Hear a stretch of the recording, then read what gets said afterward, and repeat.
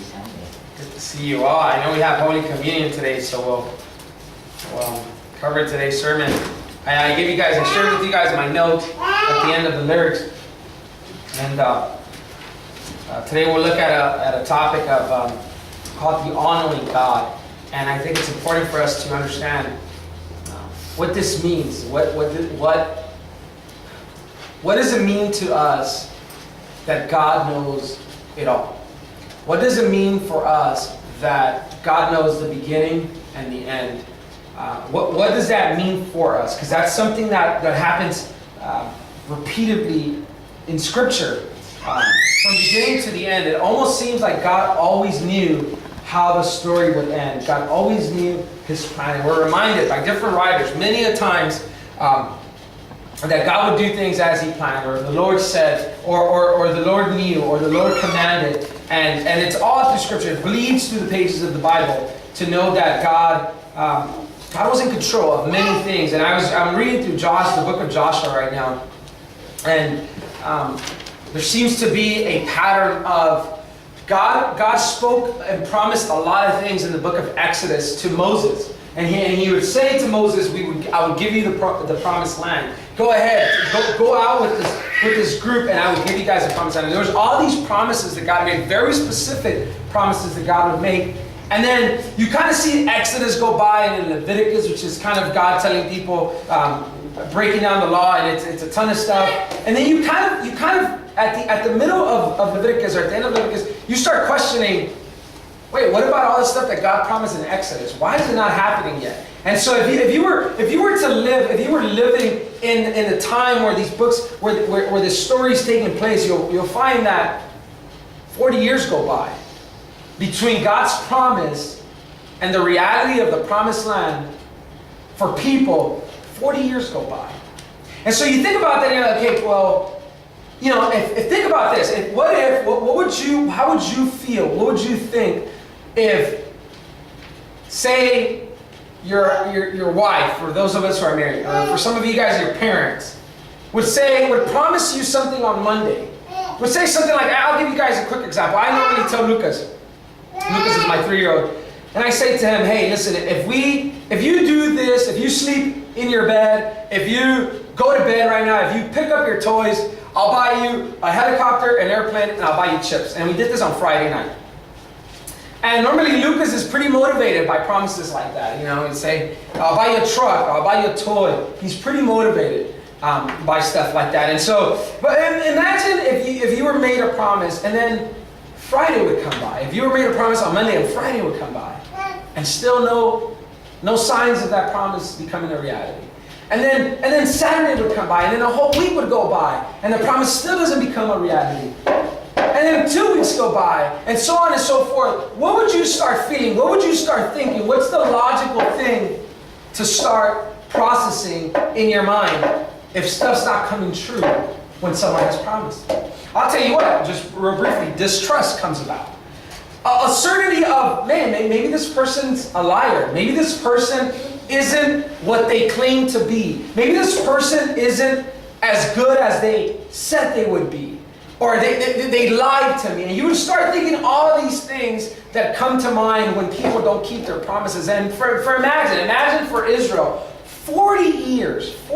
And you read stuff in Exodus like, Moses left, he went up to Mount Sinai, and when he comes down, they're worshiping this like made up calf made out of gold and silver, made out of things that the Israelites put together. So desperation comes to mind when things don't come when you expected them to come.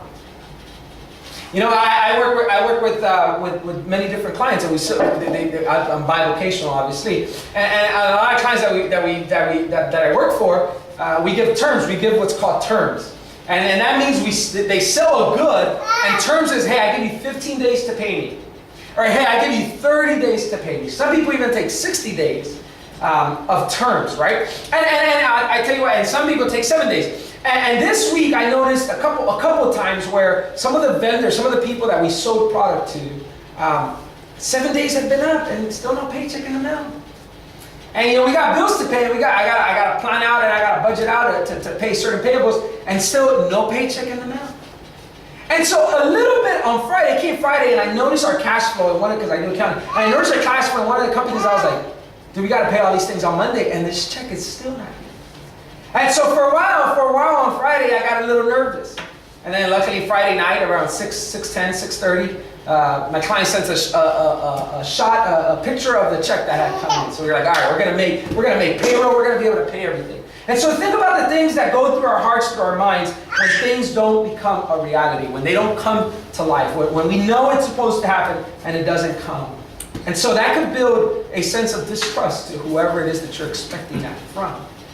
And so Israel goes through this time of a lot of stress, a lot of distrust towards God, towards Moses actually, because God would speak to Moses and then Moses would speak to them, and so they would question Moses and they would question God and would say, hey, this God of yours, why didn't He just leave us in Egypt? Why couldn't we just stay behind? Why did He bring us out to the desert to just make our lives even more miserable? And then you find things in Scripture, like Jeremiah chapter 1, verse 4 and 5. And this is where I want to draw my attention. So if you have a Bible, or if you just have your notes, I wrote them down here.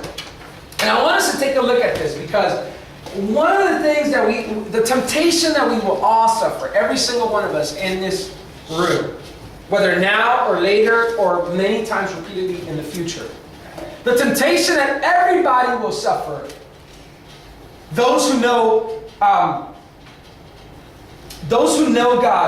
the temptation we will suffer is to want to not trust Him, to want to do things on our own, to want to do things a step ahead of God. And this is normal. And this is, I think we all go through it. I go through it repeatedly. I go through things repeatedly where it's like I want to take control of the wheel and I don't want to wait on God. I don't want to trust Him. I don't want to wait on Him. And then we go through passages like this, which is today's reminder for us. Jeremiah chapter 1, verse 4 and 5.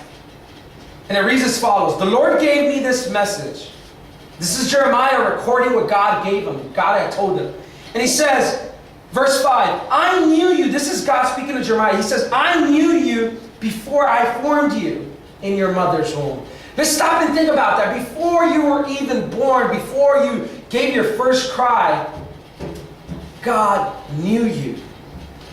Before you could say Baba or Daddy or whatever it is that you said first, God knew you.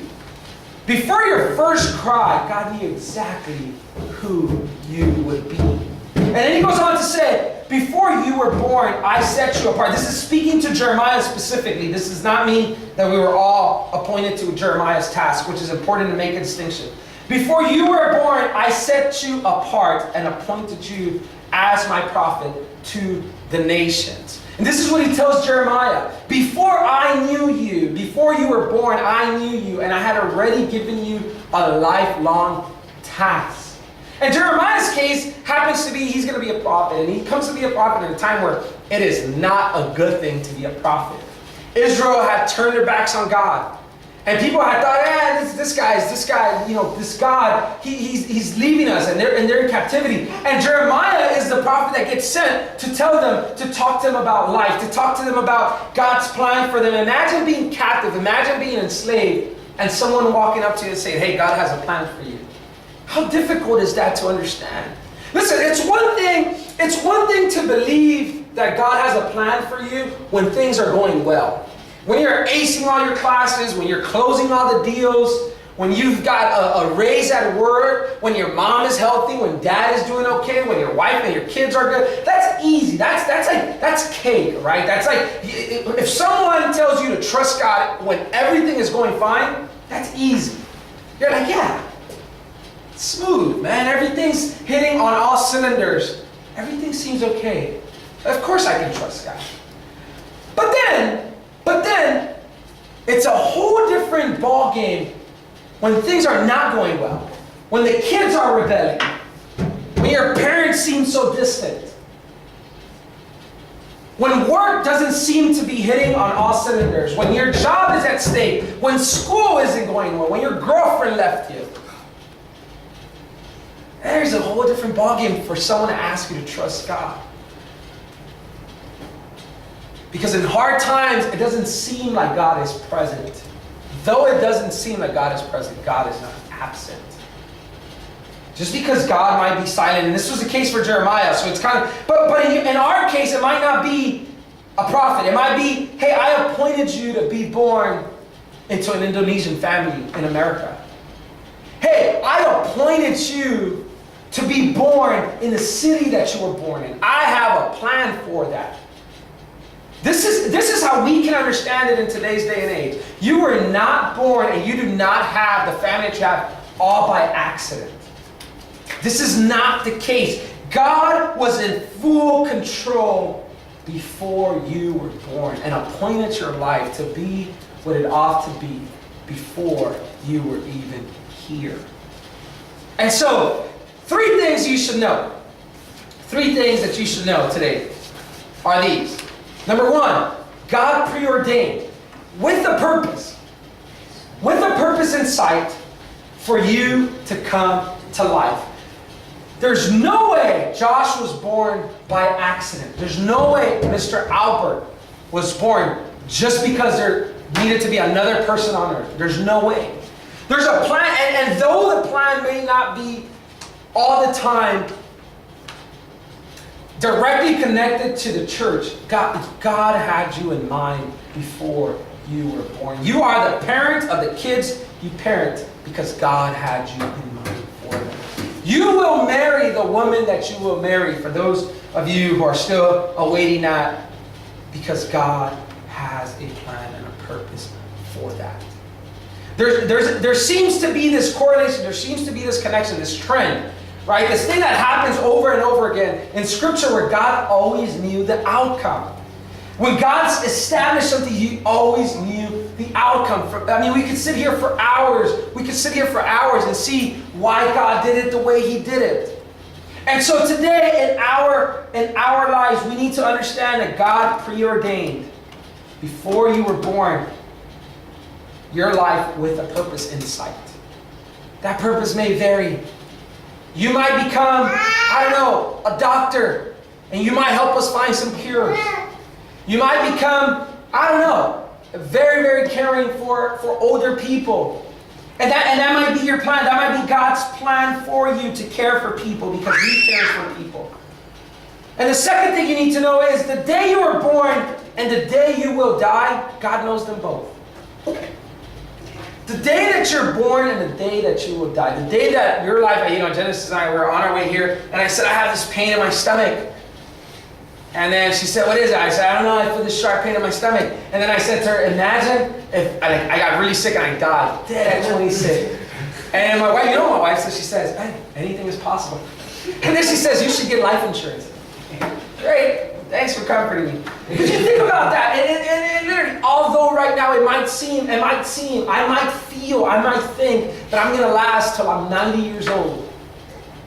I want to be able to see my kids grow. I don't want to die too early. But I'm not in control of that. That's not my call. I don't get to choose when I go. I didn't even get to choose when I got here. God did. So it makes a ton of sense if God is He's all-knowing, full knowing about your life, the beginning and the end, how it all goes down. Then point number 3, then it makes a ton of sense for us to trust God with our lives. And I'm going to tell you, I'm going to show you, I'm going to walk you through what this looks like. What does it look like for me to say, God, I trust you with my life? There's a few things. One of the things, because I said the temptation is going to be for all of us to want to have control of our own lives. One of the first things that we can do so that we understand that it's okay to trust God with our lives is don't try manipulating any situation to come to life. Don't try to manipulate anything to come about. Don't try to lie your way into something that you just want really bad. Instead, be easy and rest. Now think about it. My wife and I are talking about this. We've been through so many transitions in the last 5 years. We got married super young. Then we started having kids. Then we were both finishing college. I'm still in grad school. My wife's been sort of, changing rose at our job, and where every time it becomes better, but every time it comes with more responsibility. And so we're through all these transitions, the kids don't go to sleep all night, you know, they wake up. So it's a lot, right? It's a lot. And so in the midst of all of this, many times, guys, the temptation is to want to take a hold of my own life and to manipulate things into happening. Because we just want it fixed right now. That's who we are. I mean, this is why, you know, we have a multi-million-dollar vitamin company or weight loss supplements. This is why they become trillionaires. It's because people want to, and we have a great example in the room of it doesn't work that way. You actually, if you just go through a process, you could lose a ton of weight. But the reason why a lot of these companies make a lot of money is because people want things and they want them fast. They want them fast. You know, I was reading a review yesterday on Yelp about some cafe, because before I go eat someplace, I want to know what's going on. And it was pretty cool. One of the things that this lady wrote on this review, she said she gave the place like 4 stars instead of 5 stars. She was like, she says something amongst the lines like, here's why I gave it 4 stars. And she says, it took a long time. It took a long time to get my order. But then she makes a note to herself and she says, boy, I've been infected by today's generation of wanting everything so quickly. Like a minute or 2 is not going to do anything to my stomach, right? Like I'm not going to starve if I just wait an extra minute or 2 minutes. But today's generation, that's why people go, I mean, if you work at a restaurant, shoot, I've been that way. We're saying we don't get our food and we're trying to practice more mercy with my wife, but sometimes it gets like this desperation. You wonder, dude, there was a time where if you wanted to eat, you had to go grab the food off the field, you had to wash it yourself, you had to start up a fire, there was no stove, you had to put together some wood and start up the fire, and eventually you'll start eating. But today we live in a time where everything wants fast. So the temptation will be to want to take control of your own life, but don't make the mistake. Proverbs 3, 5, and 6 says this, which makes a ton of sense. Listen, guys, this makes a ton of sense. For God to be able to declare, hey, I know your life in and out, the beginning and the end. It makes a ton of sense to then trust Him. It makes a ton of sense to say, God, let this part of my life be in your hands. And look at what Proverbs chapter 3, verse 5 and 6 says. Trust in the Lord with all your heart. Now, the wisest king to ever live wrote this. Look, listen, we listen to a lot of people who give us advice, and that's okay. But take advice from this wise man who says the following. Trust in the Lord with all your heart. Do not depend on your own understanding. Seek His will in all you do, and He will show you which path to take. God, I am in 10th grade. What can be your will in this place? I don't know. It might be in the school that you go to. It might be one of your teachers. Seek God, what are you doing in the midst of all of this? For those of us who work, God, why do I end up working for these people? What is it? What do you want me to do? What is your plan for me to live in Arcadia or South Pasadena or Monrovia? God, why am I here? You know, it gets kind of difficult. Like I said before, when things are hitting on all cylinders, that's easy. That's easy to think God is in control. But then it is another thing to think that God is in control when things don't seem to go okay.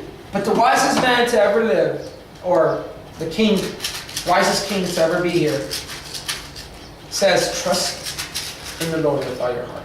Believe Him. He started this world. He knows how it all ends. And we get a little bit of insight on that through the book of Revelation.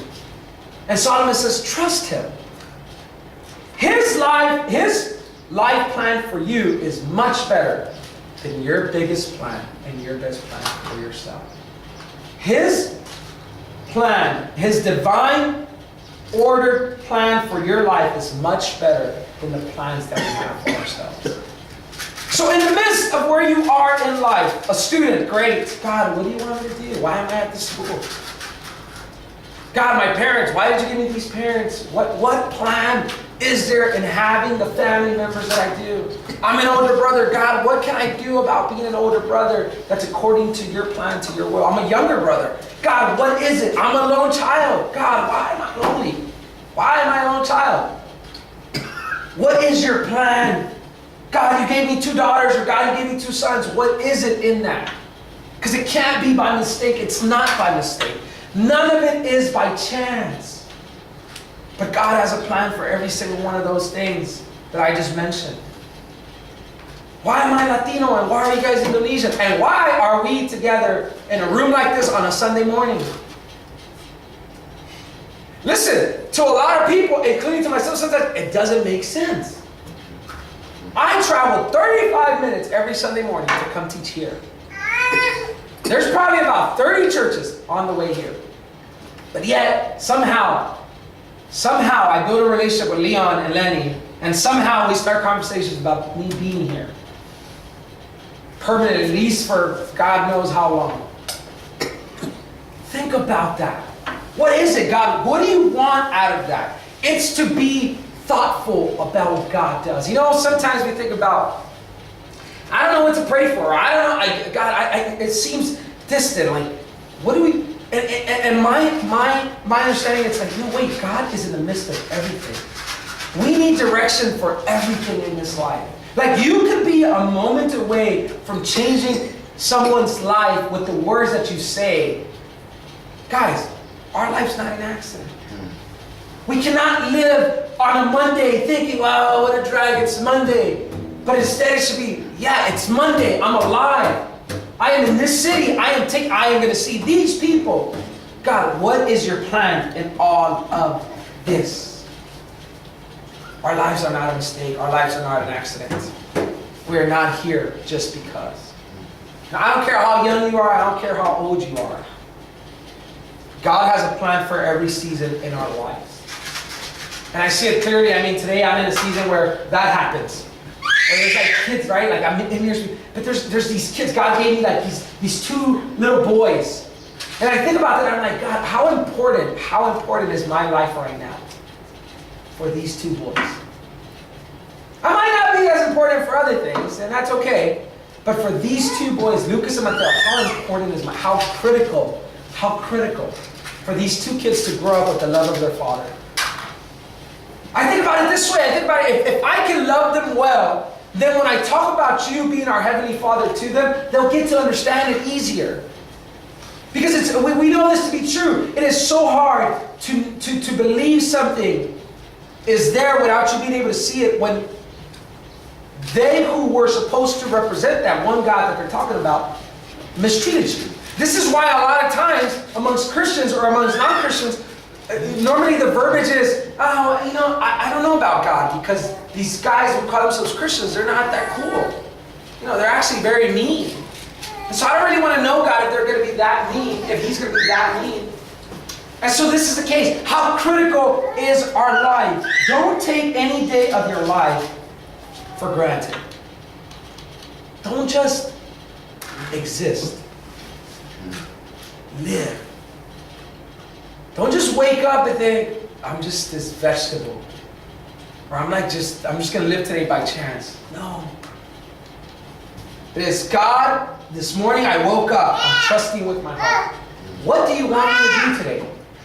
It might be study, be a good son, finish your swim lesson. That might be it. But that doesn't mean it's not important. Think about what good grades can eventually lead to. Scholarships. You getting into a school where, I don't know, you'll come out sharp and you'll contribute to society when you're an adult because of what you've learned, what you've known. Think about what being a good son can do for your parents. Make them feel like it's worth it waking up at 5 in the morning having to go to work all day. But imagine dealing with a kid that's a drag. That can be very, very devastating for a parent. Like, come on, dude. I give you clothes, I give you shoes, and you still mistreat me? That can be heartbreaking. You're still ungrateful. That can be devastating. I get devastated when Lucas acts up a little bit. Because I'm like, dude, what the heck? You should see what time I wake up to try to get you some of the stuff that I get you. So think about those things. Every day is a good opportunity to do God's will, God's plan in your life. Every day. Every day. And lastly, John chapter 15, verse 5, which is my favorite. You know, every semester that I'm in school, I meet with what's called a spiritual director. And a spiritual director basically is this person that, so I go, and it's kind of like going to counseling, right? You go into this room, and then the spiritual director will say, so tell me, how's life going? And so I start talking about things where I'm like, well, this is, kids are okay. Wife, she's tired. I'm a little bit worn out. And so one of the things that my spiritual director asked me last Monday, because I had a lot of good things to say. I was like, dude, this is going well. This is going well. And then he said to me, that's great. And he said, Kristen, tell me, what is the temptation in your life right now? He said, what's that one thing that you think could drag you away from God? And I said, wow, that's quite the question. And then I said, you know what, Dave? When things go very well for me, whether it be at work, whether it be at school, whether it be at home, I have the tendency to start thinking, I'm pretty good at it. I have a tendency to pray less. I have a tendency to think, I'm in control. God who? God what? That's the temptation, I said, Dave. The fact that things can go so well that I forget that I'm still in need of God. I said, that's my challenge right now. To flirt with the thought that I am apart and independent from God. Maybe it's a man thing. Maybe it's a dude thing. Maybe it's a macho man thing. I mean, the culture I come from, we're very macho. Very, very, hey, you don't need to tell anyone your problems. Hey, you don't need to ask for help. You figure it out. Very, very like that. And I'm telling you, and that can corrupt, and that can taint our view of God. That can keep me from inviting God even to the smallest things. Like, God, help me put together this lesson today. And Jesus himself said it this way. And with this, we're drawing to a close. And this is so good. We all got to read it together. You got to look at it. If you can, read this. Read this for the next 5 days, if you can. John chapter 15, verse 5. This is Jesus speaking. He says, yes, I am the vine. You are the branches. Speaking to his disciples. This is key. Those who remain in me, those who trust me with all their heart, those who invite me to be a part of their daily lives, will produce much fruit. These people will be good to the world they live in. The people who remain in me will be of a blessing to those around them. The people who remain in me will stand out from those around them. I've said this all the time. I say this all the time. The world is in desperate, desperate need of God. And those who claim to be of God have a desperate need to display the God they claim. He says, if you remain in me, you will produce much fruit. And then this is actually quite the sentence. For apart from me, you can do nothing. But wait. I go to work on my own every day. You know the giver of life is God. The day he says go, you're gone. No, wait. I did that homework on my own. You know how many people are born with a disability in their brain? No, I earned that paycheck. You know how many countries make under $2 a day? Listen, guys, there's absolutely no way we could declare that we are independent from the Creator. But what about those who aren't Christians?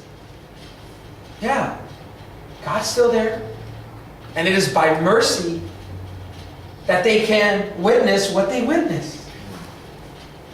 Because apart from Him, we can't do anything. We can't even take our next breath apart from God's divine order. Your life is that linked to the Creator. You're that close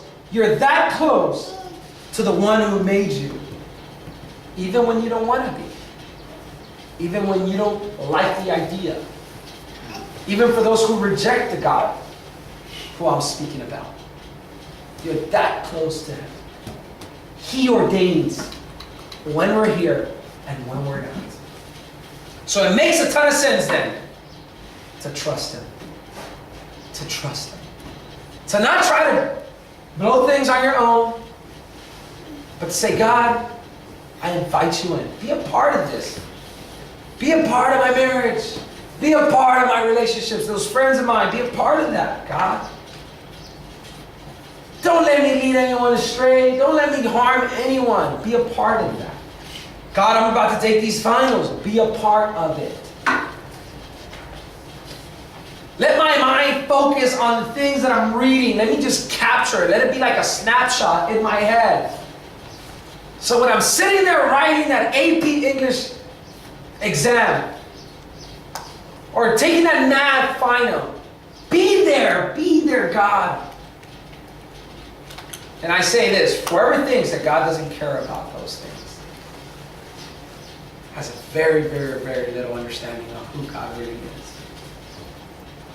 God is interested in everything. We are not at all unknown to God. You're not this unknown person. And so, trust Him.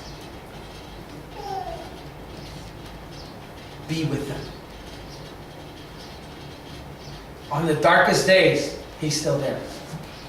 On your best days, you're still not exempt from trusting Him or from depending on Him. Trust Him. Let's bow our heads and let's pray. Oh God, what a simple idea. What a simple idea that you started this whole thing and then it all comes to an end with you. What a simple, it doesn't get easier than that. But yet, it can be the most challenging thing to do. It is so much easier to think of a lie, to think of a way to manipulate something into happening. It's so much easier to do that than to look up and say, God, I trust you. So Father, I pray that we may learn to be fully trustful of you, of your power, of your all-knowing grace and all-knowing mercy. God, that tomorrow we may not go through the day without acknowledging that you are, and that you always will be. That we do not have to walk alone. We don't have to do things alone. Because God, you are there with us. And keep us from the temptation to thinking that we are independent of you. That we can rule our own lives. This is the most dangerous thing we can do. Not just for ourselves, but for those around us. The minute we start acting out of self-impulse, the minute we start acting out of self-interest, and not looking for God's will in what we do, we become dangerous to ourselves, to those around us, and to our society. So help us, God, and keep us from this temptation. I pray in Christ's name. Amen. All right, I'm going to have Genesis come up here and pray.